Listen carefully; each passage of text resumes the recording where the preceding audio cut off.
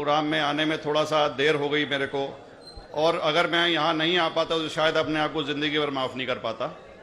आगरा की सरजमी पर आके आपने ये जो रोशनाई जगाई है, ये वाकई में हम तो उस अल्लाह ताला से दुआ करेंगे। जी हाँ। अल्लाह ताला से दुआ करेंगे कि आप जैसे 10-20 और नेक दिल और इतने पढ़े लिखे, इतने इंटेलेक्चुअल आदमी और पैदा करें, जिससे कि जाके आप भारत का कोना कोना, देश का कोना कोना रोशन करें। तहे दिल से स्वागत आपका। मेरा एक छोटा सा सवाल से पहले थोड़ा सा, एक हमारे भी गुरु ग्रंथ साहब के अंदर गुरु नानक साहब ने पूरी दुनिया का चक्कर लगाया, जिसके अंदर मक्का मदीना भी शामिल है। और जैसा कि एक सवाल इससे पहले हो चुका है कि गैर मुस्लिम जो है मक्का मदीना में अलाउड नहीं, या वहाँ का कैंटोनमेंट जो है अलाउ परमिशन नहीं देता। मगर ये तो तय है, आप मानते हैं, इस्लाम मानता है, हम मानते हैं, हमारे ग्रंथों के अंदर दर्ज है। गुरु नानक साहब के 2 चेले थे, एक बाला और एक मर्दाना, एक हिंदू और एक मुस्लिम। मर्दाना की बहुत ख्वाहिश थी कि मुसलमान जब तक पूरा मुसलमान नहीं कहलाने का हकदार, जब तक कि वो काबा का दर्शन ना कराए, तो गुरु नानक साहब उसको लेके और काबा गए। हमारे ग्रंथ के अंदर जो दर्ज है कि जब वो वहाँ पहुँचे, उन दिनों बहुत लंबा ये किस्सा है, 1 साल लगता था, और वो रूट सारा उसका वर्णन है। और वहाँ जब मक्का, जो मस्जिद के बाहर साथ ही एक दीवार थी, जहाँ पर के भारत के जो मुसलमान दर्शन करने जाते थे काबा के, वो उनको वहाँ ठहराया जाता था। वहाँ की देखभाल जो करता था वो मुल्ला जीवन करता था। जब गुरु नानक साहब अपने चेलों के साथ में वहाँ पर पड़े थे, तो सुबह जब मुल्ला जीवन वहाँ की सफाई करने के लिए आया, तो उसने देखा गुरु नानक साहब के जो पैर थे वो काबा की तरफ थे। वो गुस्से में चिल्लाया कि ये कौन काफिर है जो कि काबा की तरफ पैर करके पड़ा है, और उसने गुस्से के अंदर आके उनके पैरों को झटका दिया, दूसरी तरफ किया। तो हमारे ग्रंथ के अंदर दर्ज जो किस्सा है उसके अंदर यह है कि काबा भी उस समय हिल गया, जिधर गुरु नानक के पैर जाते थे काबा उधर मुड़ता था। तो वो जोर से चिल्लाया, ये कोई हजरत है, ये कोई औलिया है। तो उस समय के जो काजी थे मक्का के, काजी रुकनुद्दीन साहब थे, और शाह शरफ, कई हस्तियों के नाम हैं उसमें। तो मैं ये जानना चाहता हूं कि ये वर्जन को आप मतलब एग्री करते हैं, और करते हैं तो इसका हमारे मुस्लिम ग्रंथों के अंदर किस तरीके से उल्लेख है, ये कृपया बताएं। भाई साहब ने एक सवाल पूछा अपने गुरु ग्रंथ साहिब के मुतालिक, और अल्हम्दुलिल्लाह मैं भी गुरु ग्रंथ साहिब पढ़ चुका हूँ।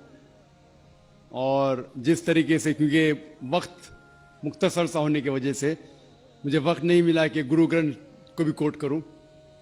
आपका सवाल का जवाब देने के पहले मैं आपसे इजाज़ा चाहूँगा कि इवन गुरु ग्रंथ की किताब पढ़ेंगे आप, ग्रंथ जिसे आदि ग्रंथ कहते हैं, और कोई सिख से पूछेंगे कि खुदा का तसव्वुर क्या है, सबसे बेहतरीन जवाब कोई सिख दे सकेगा, वो आपको कोट करेंगे जापू जी, जो गुरु ग्रंथ साहिब आदि ग्रंथ के सबसे पहले चैप्टर है, सबसे पहला श्लोक, जिसके कहते हैं जापू जी, जिसके मानी है कि God is true, he is only one, he is not begotten and is free from fear and want.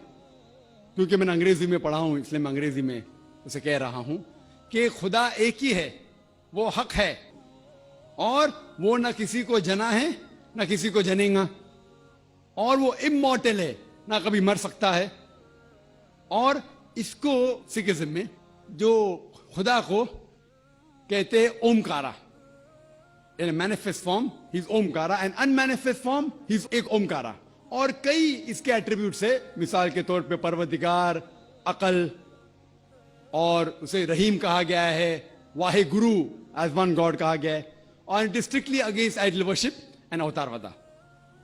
भाई साहब का सवाल था कि उनने ग्रंथ में पढ़ा कि गुरु नानक साहब मक्का के, और उनका पैर काबा की तरफ था, और कोई मौलवी ने पैर को हिलाए और काबा हिल गया। क्योंकि ये age of science and technology है, अगर कोई चीज जो किताब हजारों साल पहले लिखी गई है, 10,000 साल या 4,000 साल, तो शायद उसके बारे में हिस्टोरिकल रिकॉर्ड मिलना मुश्किल है। हालांकि इवन जीसस क्राइस्ट के बारे में 2000 साल हिस्टोरिकल रिकॉर्ड है क्योंकि सिखिज्म जो एक एकदम नया मजहब है, जितने मजाहिब के मुकाबले हिंदुस्तान में नया है, कुछ सैकड़ों साल पहले 15th सेंचुरी में, toward the end of the 15th century, Guru Nanak साहब जो पंजाब के थे, ये मजहब तो कायम हुआ हार्डली 400-500 या 400-500 साल।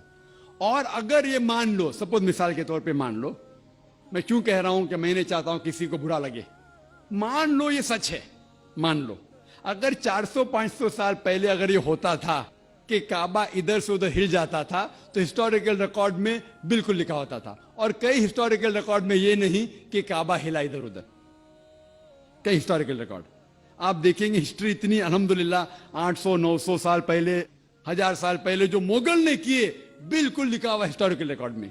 तो ये कहना कि गुरु नानक साहब वहां गए और काबा हिल गया, ये बिल्कुल साइंस के खिलाफ है, क्योंकि साइंस में कोई भी रिकॉर्ड नहीं है, वहां के देश के रिकॉर्ड में कहीं भी नहीं कि काबा हिला। तो इसलिए हम कहते हैं कि हो सकता है ये गलती से किसने लिखा होगा, न कई किस्से कहानी। ये मैं तस्लीम करता हूं कि गुरु ग्रंथ साहिब में कई चीजें सही है, हक की बात है, लेकिन ये तस्लीम करना कि काबा हिल गया, ये बिल्कुल साइंस के भी खिलाफ है, साइंस के खिलाफ है।